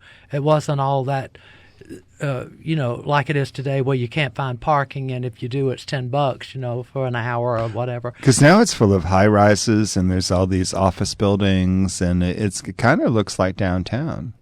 Yes, it looks like downtown Atlanta, which they destroyed a lot of the old theaters, which were wonderful. The Paramount Theater, Lowe's Grand. I remember the Roxy on Peachtree Street. And those theaters, are all gone. All gone. For just dreadful high-rises. Yeah, dreadful high-rises. Very, very dreadful. So did you live in Midtown? Were you living in Midtown when you first came to Atlanta? I moved immediately to Inman Park. I looked around, and that's where I found a lovely apartment, which was actually as large as a house. Oh. Had a totally separate dining room. Who ever heard of an apartment with a separate dining room these days? Yeah. And a front porch and a back porch, all inclusive. A butler's pantry, separate kitchen. It was wonderful. And an enormous rent of $70. $70. Free heat. In free 1965 in Inman Park. And that was before Inman Park was Inman Park. That's right. It was Inman Park. It was Inman Park, but I mean, it was not the mansions that we know today and all that kind of thing. Right. Now in Midtown, was that where there was an openly gay community? Would you say? Not really. It was Not kind of really. early on. Okay. There were a few gays around. They went to Mrs. P's on Ponce de Leon. Right. Because when I came here, when I first visited in 1971, that was where the gay community was. So I guess in 6 years there was sort of a more open gay community. Because I remember people congregated in Midtown, and there were a couple of bars and a couple of different places that were gay friendly. And Yes. and then also there were all these kind of hippie places on the Strip, which you're talking about, Peachtree and 10th and that area. Yes, and they began to come in the latter Right. 60s. End of the 60s. It was just an unusual thing because you would see more and more kind of infiltrate. If you've ever Yeah. seen the movie The Birds by The Birds. Hitchcock, you'd look over there on the wires and all, you'd see a couple of birds, and then you'd show it again, and then you'd see about 10, 15 birds, and then suddenly it was full of birds. I love that and metaphor. That's how I love it. I love that Peachtree and 10th metaphor. was. You'd look and Yes. you'd see 2, 3 hippies, and then the next Yeah. time you looked, there'd be 10 or 20, and suddenly the streets were just full. Full of hippies. Of hippies. It totally changed. Well, also I was thinking that really is when I tell people about things, I talk about how the difference that Stonewall made, from 1969 to 1970, 1971, and how there was an explosion of gay groups that came out of the Stonewall riot, the Stonewall Rebellion, the bar raid, and all these, it just changed everything. And all of a sudden, and that was really, I was 19 when that happened, and all of a sudden, wow, there was a gay community, which there really hadn't really been. I mean, there had been one, but it was really, really kind of underground, and now it was real open and political, and I totally got involved with that. But also, you had talked about Chuck Kane when you came to Atlanta, Yes. and said he really helped you in terms of performing, and was a good person to work. And then did you work for him at Mrs. P's? Was that right? Yes, they kept the name Mrs. P's. He Right. took over. Right. Some gentleman, I don't recall his name offhand, he bought it out from Vera Phillips, and then Chuck Kane Who was was Mrs. P? Who was Mrs. P. Mrs. P. Right. And so he hired Chuck Kane as manager of Mrs. P's Right. to run it. And he did real well. He was a wonderful person, very accommodating. That's great. Very accommodating. Very giving. Did very, you very also giving. work with John Austin at the Sweet Gum Head? I Did you did. work with him? At the Sweet Gum Head. Okay. Yes, I did. Okay. And he booked you to perform there, and He did. yeah. And then you worked with other performers. Yes. Neely DeMann had a show on Tuesdays. Oh, Neely, I remember Neely. Yeah. The Dollhouse Review, it was called. And then Neely had her own review on Tuesday nights and called me to join in with that review. Oh, okay. So I was there really on Tuesday nights, and then the regular cast was there on weekends. Okay. And I remember Neely performing at Chuck's Rathskeller. And one of the things I remember about her really well is she used to do the Shirley Bassey number, This Is My Life. This Is My Life. That was her signature song, I guess. And at the end of that number, she would tear off this big platinum blonde wig she had, and she would shake it, and Yes. everybody would run up and throw money into that wig. Yes, yes. And this whole kind of thing of This Is My Life, and it was a real clarion call, a real declaration of independence, and people would go crazy. It was like a revival. It you know? was. Yeah. It yeah. was. Do you know whatever happened to Neely? I don't know, but it was really strange. She and her lover moved directly across the street from me on Bonaventure Oh, really? in the little house across the street. Oh, okay. And it was odd because that was a little later. Yes. And we just said hello, but we didn't socialize in Oh, you particular. didn't. And You didn't. Okay. Neely sort of stopped the Dollhouse Review at that time. that the two of them moved across the street. But we didn't socialize. We just said hello. If we ran into each other on the street, and I think Neely stopped having the shows. Right, and then eventually she moved away. I guess and who knows where? Who knows where? I know Neely was really she was a big star. In the 70s, very big. But she was a big name and had a huge following. And I remember her doing that, which was really remarkable. Do you want to say anything about Billy Jones? Oh, yes, Billy Jones. Who was Billy Jones? Who was Billy Jones? Yeah. Well, she was always into politics and didn't really get in gay politics and things like that. Right, and, just general carousing around parties, social parties. Right. And she also was a well-known performer as Phyllis Keller, right? That came just after Diamond Lil. After Diamond Lil. So Okay. I was first hired at Mrs. P's, the very first on a payroll ever. Good. Congratulations. Although there had been some impersonators in Atlanta earlier on, like Ray Bourbon. Yeah. Do you remember that name? Yep.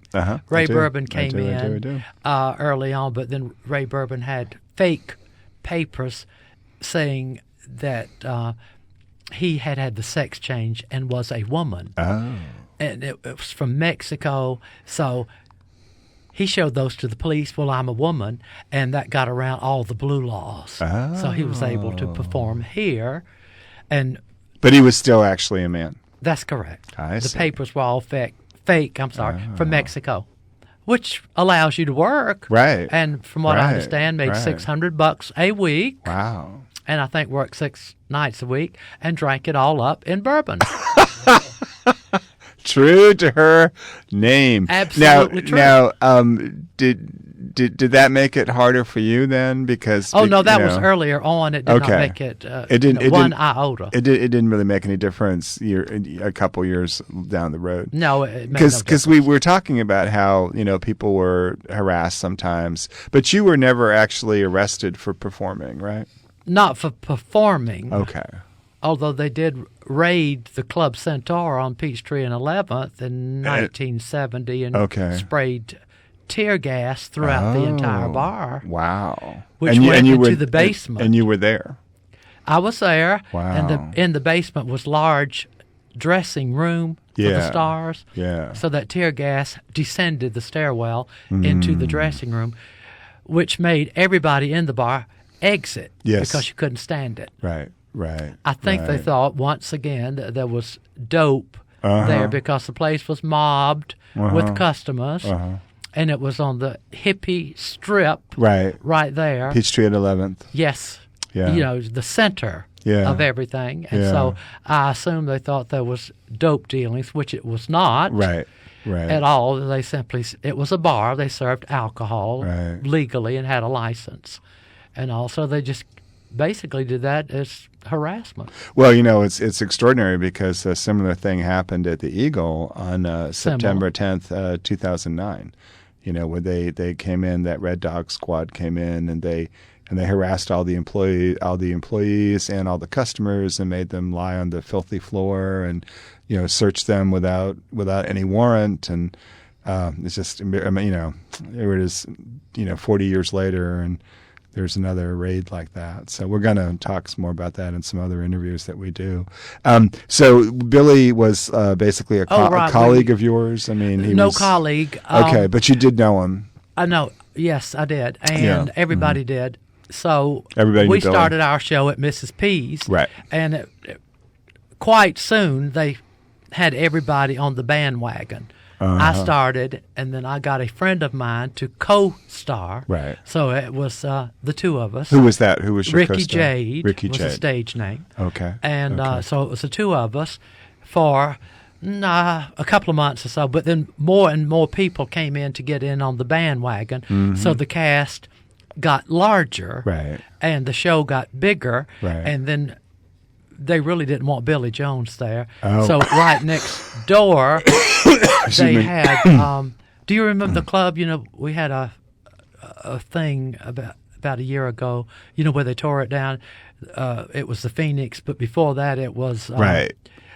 Which is right next to Mrs. P's. Correct. Right. The bar next to Mrs. P's, whatever they called it. I can't call the name they here. called it. It'll come to me after the interview. After the interview. Of course. And so Billy went there. Frank Powell, who was very famous for having... Now, Frank Powell was the bar owner. Yes. Yeah. Of the bar. Right. At least 25 different bars in the city of Atlanta. 25? At least. He would have a bar for a year or two and sell it and move on to another bar. Oh. And it originally had the Sweet Gum Ahead. Kind of like a serial killer. Almost like, but a serial bar owner. Yeah, serial bar owner. And, serial monogamy. The Sweet Gum Head was named, I think, after Frank Powell's hometown in Alabama. Oh, okay. I always wondered why. Don't quote me on it. Where they got that but name. I think that's how it got its name, Sweet Gum Head. I think it's a city in Alabama. As I recall with Frank Powell, because I was here. That's all right. I was here in 1972, and I remember that Frank was very hostile to the Gay Liberation Front. To the point where we actually, when we were leafleting about Gay Pride Day in 1972, we were actually thrown out of I know we were thrown out of the Cove, and I'm not sure if he owned the Cove at the time, but we were also evicted from the Sweet Gum Head for just leafleting about Gay Pride. Oh, okay. And I think Frank was very hostile to the Gay Liberation Front. Interesting, and he was definitely a gay man, right? Definitely. Right. And the name of the bar is Joy Lounge. And it was next door to Mrs. P's. Oh, and that's Joy Lounge. where Billy Jones went in and opened his own show. Oh, okay. I think it was Billy Jones and his darling... No, I'm sorry about that. Phyllis Keller. And her darling daughters. Okay. And so Phyllis... which was Billy Jones, was heading that and several others on the cast right next door. So people would veer from one bar to the another. So were you kind of competitors then? Kind of competitors. But that sounds like Billy Jones, does it not? I don't know. I didn't really know Billy very well. I interviewed him a couple of times, but I didn't really know him. But Billy, Billy and Billy are the people that are usually cited the most often, for being the pioneers and the innovators and the forerunners and the people who really brought drag to Atlanta and became the best known impersonators and performers and everything. And you're still here, and Billy has gone on. Billy was so much older. Gone to his reward. So much older. Yeah, there you go. Okay. And then let's talk a little bit about Lily White, if you can. Who is Lily White? Lily White used to come in the Club Centaur, Peachtree and 11th, and sit in the balcony with some friends and watch the show, which they had the stage downstairs. Everybody could see the stage. It was wonderful. And would watch the show and made a decision that she wanted to become a star. I see. So, and she just shamelessly imitated you. Not really. She had her own thing, but she did pinch the word grease and then, called it the Grease Sisters. Grease Sisters. So it's Lily White, Kitty Litter, and Alvini Grease. Three of them, known as the Grease Sisters. And so they started a little review all around town. But I don't think they were ever employed at Club Centaur. Okay. They had to go to other venues. Okay. Did you ever perform together? Later on down here, there, and yonder at some other clubs. Yeah. But they were real comedy and outrageously funny comedy. Yeah. And dressed all out of kilter and weird looking wigs and gowns and stuff. And comedy. Yeah. I remember seeing them in 1972 when I first got here, and they had a guy that they did an act with, and they did sort of a takeoff on Zorro.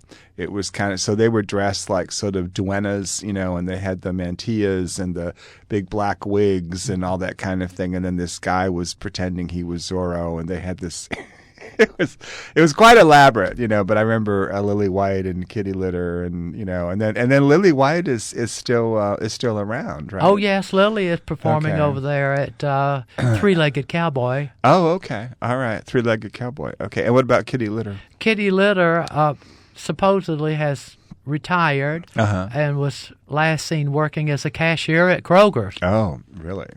Last spotted. Okay. Do you stay in touch with any of these people with Lily White? Or No. You don't? Okay. Okay. We run into each other here and there, but Right. not too often. Right. But again, we were talking about how you really influenced a lot of people. And we were talking about you're having a big influence on Jane County, on RuPaul, who was originally from Atlanta, and on Lily White, and that people, you noticed how people would kind of imitate you or do some of the same things that you did. And then also the fact that you were using your own voice, you were singing in your own voice, you're writing your own songs, and that was something that no one else was doing, right? Yes, Right. that's correct. Right. That came a little bit later. That was in the on. 80s, right? Late 70s. Late 70s. Okay, when you first started writing your own songs. And I had my first band in 1970, the Converse All-Stars, Yeah. at the Club Centaur. At the Club Centaur. Yeah, we talked about that. Yes, we talked about that. In the last interview. So let's go to 1980 and continue into the 80s. You kept performing. Anything that really, stands out to you in that time period? Or? Well, they had me do the MC work in like 1978 at Sweet Gum Head. And so I was the MC of the show and would introduce the different stars as they came on. And it was really a happening thing. Everybody came to the Sweet Gum Head. It was a wonderful place I remember very well. to come. Yeah. Everybody had a really super good time. And that was at La Vista and Cheshire Bridge. Yeah, I remember. And now it's still behind an auto parts store. You kind of have to enter in the back. In the back. And you wouldn't actually. I think it's a strip club now. It became a straight strip club. A strip club. Yeah. I think they've changed hands, but it was a strip club Yeah. forever and ever. Yeah. It hasn't been a gay bar for a long time. Since 81. Yeah, right. But it was the place. I remember going there a lot, and they actually had theater there too. There was a friend of mine who was a director, Howard Brunner, and he did a gay play there. And Levita Allen, I think Levita Allen was who's I think has passed on as well. Yes, So, Levita passed on quite early. Quite early. Quite early. Yeah. Yeah. And so do you want to, let's talk a little bit about AIDS then, because a lot of people were affected by AIDS, a lot of our friends and brothers and comrades and everything. I think that happened with the expose of Liberace and Rock Hudson. Yeah. Would you say later 80s? Well, Rock Hudson was in 1985. I do know that. So mid to later. And that's when Rock Hudson was when it was revealed that he was HIV positive, then that made a big impact. And then suddenly people knew somebody who had AIDS, a household name. Because he wasn't really a big star any longer, but he had been a big star, a big movie star, and was also doing television. He was on Dynasty, and that was when people really suddenly, and that I know that it affected President Reagan, who finally did something about AIDS when he said, "Oh, my friend Rock Hudson has AIDS." Oh my God! So, but I mean, what I wanted to, do you want to talk about the impact of AIDS upon yourself and upon your friends? It just put a lot of people into a panic and so forth, and then a lot of people didn't go out nearly as much. And I think the whole gay city was terrorized, and then were you scared? Were you afraid? Oh yes, I was scared. And I think everybody was, because you figured, well, I went to bed with so and so, a month or 2 or 3 back or a year ago, and I wonder if I might have been exposed. Exactly. Right. And Did you go and get tested and I went. everything? Yeah. Finally, it took a lot of courage. Yeah. To get tested. Right. Because you don't want the outcome to say positive. Right. And for a long time also, I remember there was a slogan, "No test is best," because there was no treatment.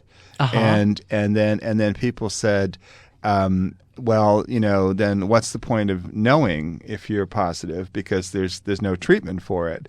And then people said, the best thing to do is not to get tested, to assume you are positive, and to live that way. In other words, to use condoms and practice safe sex, but not to actually get the test. And of course, that actually has, that's a long time ago. And now, they encourage you to get tested, and there are treatments, there are drugs, and people live with I know people that have lived with HIV, and they live with HIV for years. That's correct. For decades. Decades. Decades. That's correct. So was that kind of devastating to you, though? I mean, in terms of losing. It was devastating friends because you didn't feel like you really wanted to go out much, because going out, people, night clubbing, always have in their mind, well, perhaps I will find the correct person to carry to bed. Right. So, with that out of the picture, you didn't really want to go out as much because, and then Sweet Gum, Showplace of the South closed. Yeah, right, closed. And, in 81, yeah. And other places, just that might be similar, that might have lasted to 85 or 86. Right. Hollywood Hots. Right, which was at Cheshire Bridge at La Vista. La Vista. Yeah. And that was still going. Right. And next door they had the Bath House. The bathhouse, right. Right next door to Hollywood Hots. Right. Locker room. The locker room, and, that's right. So all of that going on, so that put Did you know that bar owner, Mama D, and her son, Robbie Llewellyn? I did. Did you know them? Because I think Robbie Llewellyn went to prison for murder. I did. I still know Robbie. Oh, you still know Robbie? I still know Robbie. Oh. He's still in jail. He's still in jail. And his mother died. She was infamous. Early 80s. Mama D. She was D. quite infamous. So did you ever work for them or appear at their places? I did a few specials for them. But once again... You're lucky you didn't get murdered. Quite possible. Yeah, but really? Mostly, Robbie was listening to the cast who did not want Diamond Lil on the show. Oh. And so even though he was a friend of mine, and we did run around together and so forth, because he was a bar owner and I was an entertainer. But the bottom line was the cast said, we don't want Diamond Lil on the show. And if you get Diamond Lil on the show, we will quit. So there were some performers that they didn't like Not you. some, all. They didn't like you?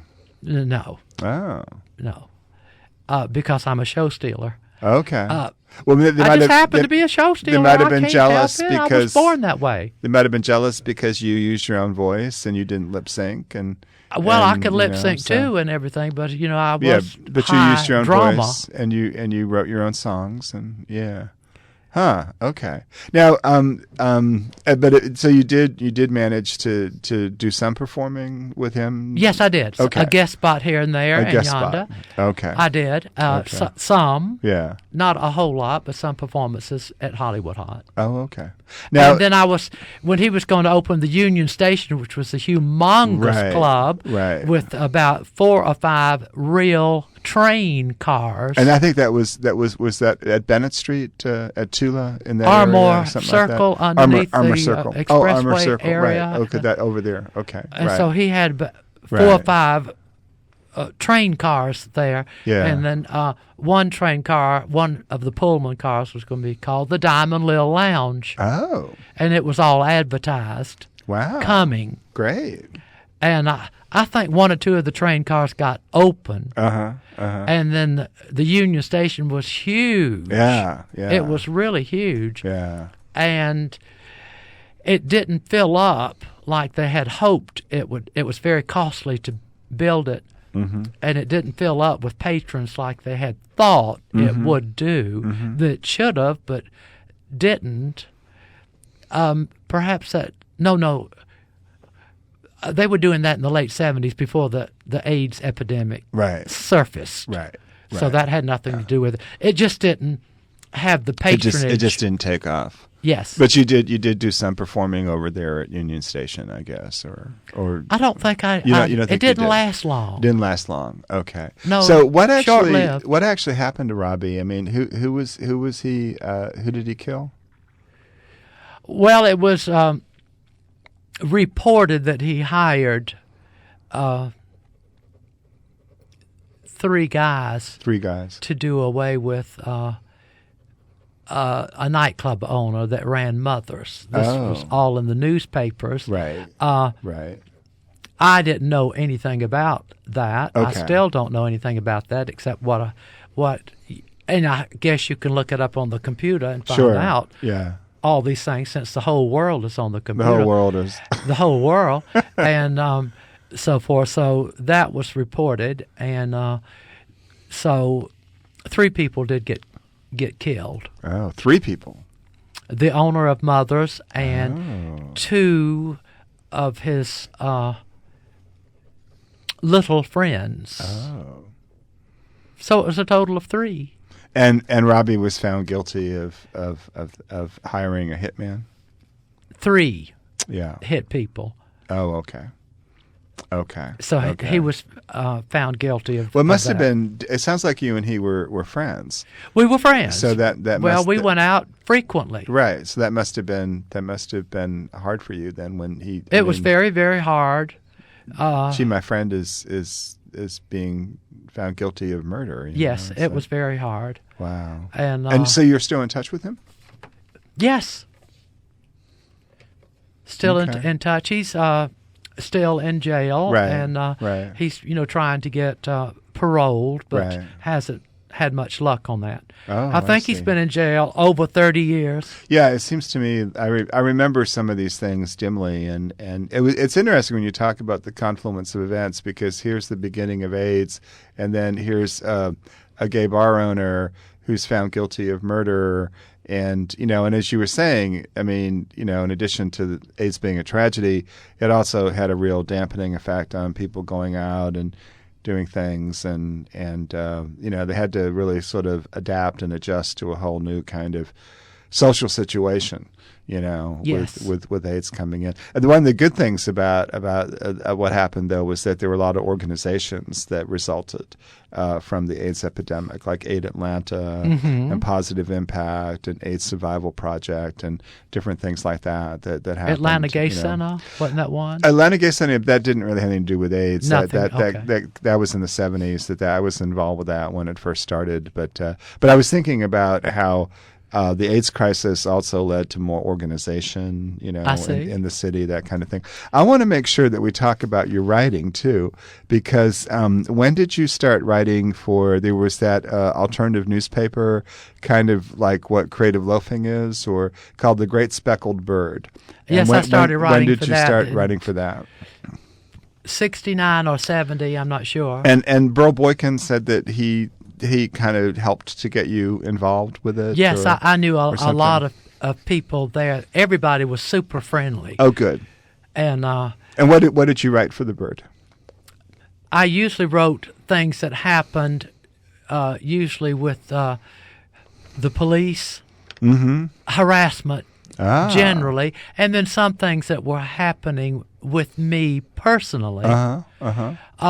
Some club owners who, would hire me and not pay me. And so I was pretty radical in getting all this information out. Wow. Why, I don't know. I think it was because it was just something to do. Suddenly they said, well, Diamond, why don't you write, on some gay things? They did have another gay writer there, Miller Francis. Right. And he wrote, I think, weekly on things, politically, I think. I don't exactly recall. We were sort of friends, but not really friends. And but everybody down there was very friendly in that program. So I wrote here and there. And wished I had written more. You always And then do. you wrote for some other publications over the years too. I think you wrote for. Did you write for Sunset People? I'm not sure. I wrote for Sunset People, Yeah. Dear Diamond Lil column, and then I began to write for Cruise Weekly. Cruise Weekly, right? Right. A Dear Diamond Lil column, and then they came out with a weekly little newspaper, Cruise News Magazine, I think they call it. Right. Now I wrote a general personal interest column for that, which was quite interesting. Who was the editor? Richard, I can't think of his name. Somebody, because I wrote for some of those publications too. I wrote for Cruise and I wrote for Etc. Jim Heavily was big. Jim Heavily, yeah. And was it Robert Swindon was really the Bob main Swindon, right. Bob Swindon. Bob Swindon. That was the main honcho. Right. He was the one that hired me and gave me the weekly checks. Good. But you had to hunt him down for that. Now he just, wasn't that easily to be found.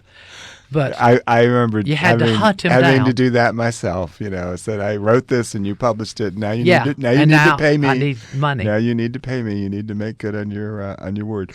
So anyway, we only have a few more minutes, but since the 80s and the 90s into the 00s this decade, you've performed in a lot of different places. Yes, a lot of the different Claremont places. Lounge and Eddie's Attic. Yes. And Paris on Ponce. Paris on Ponce, and I think at Lenny's. University of Georgia. University of Georgia. And also, you've been part of Mondo Homo. Do you want to talk about Mondo Homo a little bit? Or? Let me mention that I had the obituary column in Etc. in the 90s. Okay, right. Which was very, very popular. I had no idea it would be that popular. It was the thing happening. Anytime I wrote an obituary, which meant that one of my friends had died, Right. and that I wrote about them. So Right. I didn't write about other people I did not know. Right. It was people that I knew, and then I wrote that. The column was very popular. And they published all of them. Making a personal tribute. Yes, and the Etc. people, Jim Heavily liked that because he figured that people in the community that passed on weren't getting any recognition that they had gone away. Right, absolutely. And so he liked that part of it, and he published all of my writings in there. And today, Willis has one that he clipped out. Willis is a very important figure in the community. Willis Bivens. Yes. Okay, go ahead. I'm sorry. I just wanted to get that in about the et cetera. I want to make sure that we cover everything you want to talk about. So when we bring you up into today, to 2011, the main places where you're performing are not so much gay bars and gay clubs and more like sort of alternative places, yes, like Lenny's, the Earl, right? The Earl right. in East Atlanta, right. And maybe they're more receptive to you not being a quote unquote traditional drag queen in the sense that you actually sing yourself and you have a band. I have a band and use your own voice and the whole show is live. The whole show is live. No right. records. Excuse me. The whole show is a live show with a live band, and I think you love performing. Well, it's a job. I never can decide if I like it or not. Oh, really? I really can't. Okay. Because it's a lot of work. It's a lot of work. It really is a lot of work. And when you get involved with all this work, you suddenly say, I don't know if I like this or not, because it's just a lot of work and stress and stuff. So, But it seems like you do like to be on stage. Perhaps once you get there. Once you get there. But getting there is a chore. And just the other night, you performed at Manuel's for the Moth Up. Yes, that was a volunteer storytelling event. Thing, now that was fine and worked out really well because, they just call your name and you just go up there and do your stint. Yeah. And it's over and done. It's wonderful. Yeah. That kind of But you thing. really dressed up for that. I mean, I dressed up for that. You got up in drag. Yes. And you called yourself Sadie. Yes, I call myself. You used to do nom de plume. We only have a couple minutes. Any last things you want to say to sort of sum up your life, your career, your community? Well, I'm still like that? very active in You are. whatever You are. is going on. I like the assorted parties Uh-huh. that folks have around and about. I like the potluck dinners I like Yes. to go to, Right. things of that nature. And I like guest appearances here and Right, there. right. And I'm talking about performing at Jerry Farber's new club. Mm-hmm. And And at the Mix Club in I'm sorry, the Mix, Ansley Square, which is right. at Ansley Square. Well, that's why it seems to me like you still really do like performing, even with everything that it takes to do. I mean, you still want to get out there, you still want to be in front of an audience, and you still want to sing and dance. And I mean, it seems like that appeals to you. Yes. Yeah. Well, I already have the clothes. Yeah. And everything. You may as well if use you- them. Yeah, the clothes and the Just sitting pumps around, and all, you might as well use them. They're just sitting there. So if an opportunity comes up, you might as well use the clothes that are sitting there. Yeah. That's what I feel about them. I don't want to throw them away. What would you like people to say about you? Like say when if you're not here, what would you like people to say about Diamond Lil? Well, a revolutionary in every sense. All right, we got Of the that. word. That's good. A revolutionary, every sense of the In word. every sense of the word. All right, A person that went out and got it. and got it, And got it. and got it. And didn't really accept failure. All right, And continued to strive for success, Mm-hmm. regardless of the obstacles, of which there have been too many to count. that's right. So I don't recommend it to anybody. Right, It's not recommended because there's a lot of obstacles. yeah. But you've done it. Yes, I've done it. I've You've done it. done it all, and I done it stood all. tall and did it my way. You And I've been strong so long. you are a survivor. Thank you A very survivor. much. Oh, thank you. It's Love you dearly. been a joy. It's been great. I'm really glad we did this. Yes, I'm glad that we could get together and do this. And people Lola can listen to helped this. us. All three of the CDs. Yes, and So. we got all the CDs accomplished. And we love our everything. Miss Lola. We couldn't do it without our Miss Lola here. And thank you, Dave. And our friend Willis wonderful- Bivens. And our friend sitting in, Willis. And Manning, who showed up once too. And Manning. Our friend Manning that showed up in the first beginning. The first beginning. Well, God bless you, Diamond Lil. Love and light. Thank you. It's been wonderful. Thank you. Pleasure. Thank you.